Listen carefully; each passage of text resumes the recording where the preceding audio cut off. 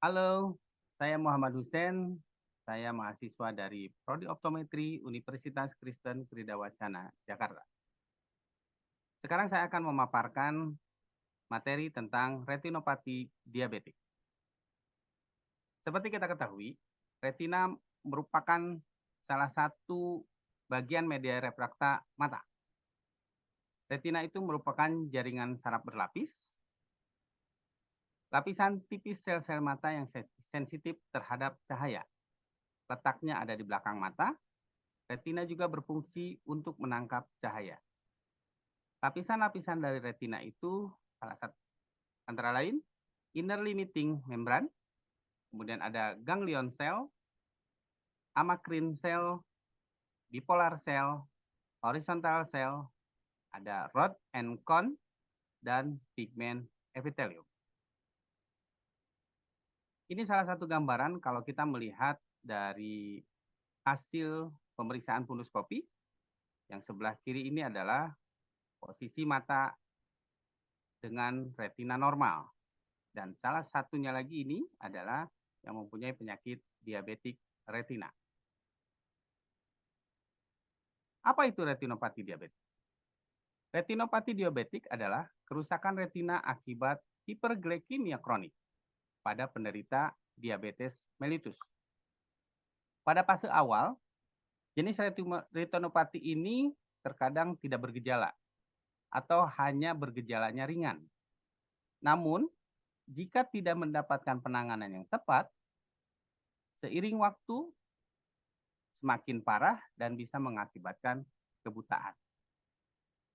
Diabetes mellitus mempengaruhi pembuluh darah.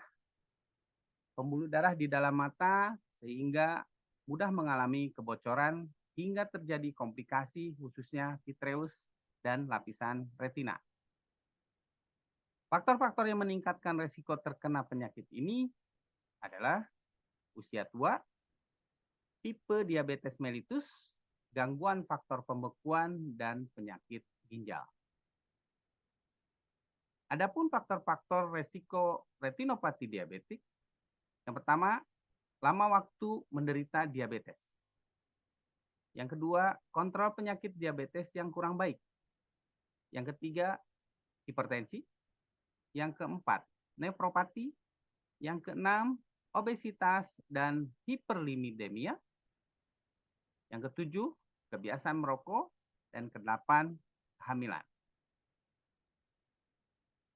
Adapun gejala-gejalanya, pada fase awal retinopati diabetik biasanya tidak ada keluhan.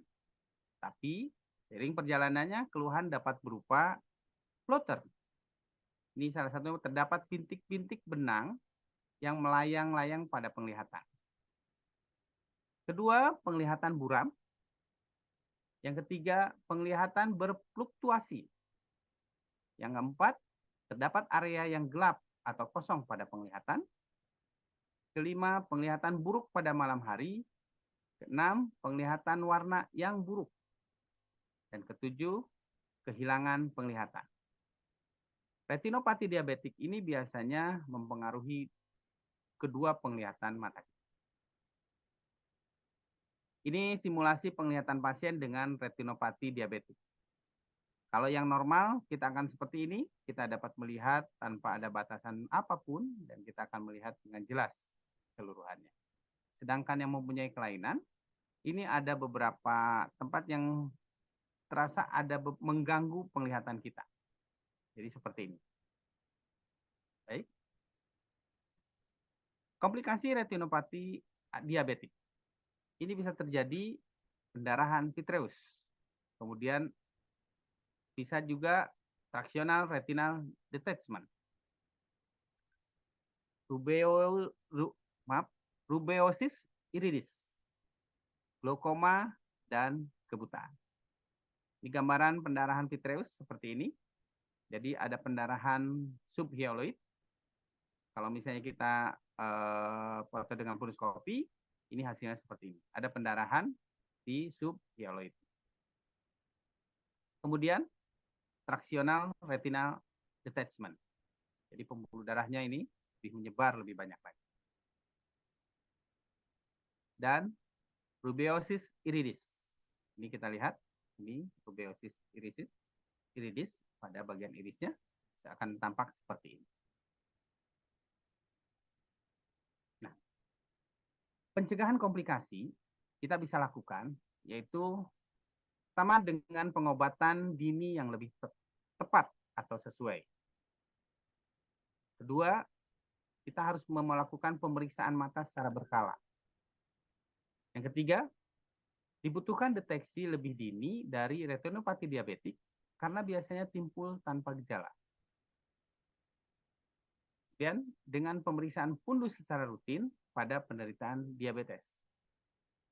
Pemeriksaan secara rutin ini harus efektif agar biayanya tidak menjadi besar. Dan terakhir, kondisi yang sesuai jika dibutuhkan, kita harus rujuk ke spesialis mata segera. Nah, pada saat kita rujuk ke dokter spesialis mata, banyak gejala yang akan timbul, yang terutama isusnya berkurang. Kemudian melihat floaters atau yang dirasakan mata sakit. Jadi nanti akan dilihat dari temuan dari hasil funduskopinya. Yang pertama, adanya edema makula atau eksudat keras mendekati ke bagian foveanya. Kedua, proliferasi retinopati diabetik. Yang ketiga, adanya pendarahan di vitreus. Yang keempat, NPDR sedang hingga berat dan mungkin sangat berat. Kelima, ablasio retina.